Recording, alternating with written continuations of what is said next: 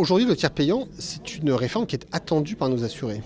Quand on les interroge, et il y a eu de nombreuses enquêtes d'opinion, il apparaît qu'ils sont très majoritairement favorables à pouvoir bénéficier d'une dispense d'avance de frais, donc du tiers payant. Et au cours des 12 mois, d'ailleurs, cette proportion n'a cessé d'augmenter. Il y avait en revanche, pour pouvoir mettre en œuvre cette réforme, besoin de sécuriser, de rassurer les professionnels de santé sur le fait que ce déploiement se ferait dans des conditions qui, évidemment, leur garantissent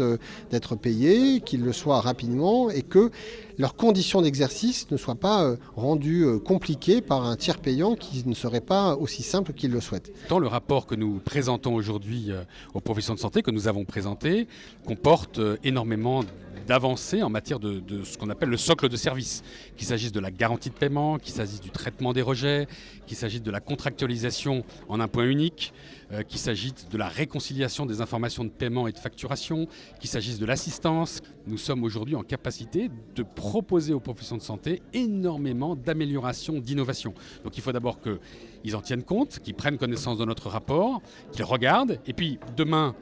si le tiers payant est facultatif, ça veut dire que potentiellement, il sera pratiqué sur la partie obligatoire, mais pas partie sur les complémentaires. Il faut se mettre à la place des patients qui devront acquitter par paiement direct la part complémentaire, le ticket modérateur, voire des dépassements d'honoraires. Et on peut faire confiance aux professionnels de santé pour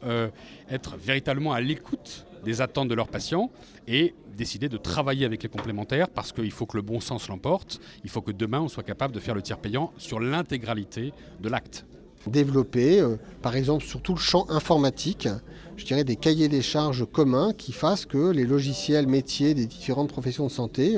soient, je dirais, adaptés pour pouvoir échanger avec les uns et avec les autres, caisse de sécurité sociale et complémentaires, sans qu'il y ait évidemment besoin de dupliquer ou de doublonner les dispositifs. Le travail va continuer et probablement aussi que nous aurons besoin de nous appuyer quelque part un peu sur l'assurance maladie pour jouer son rôle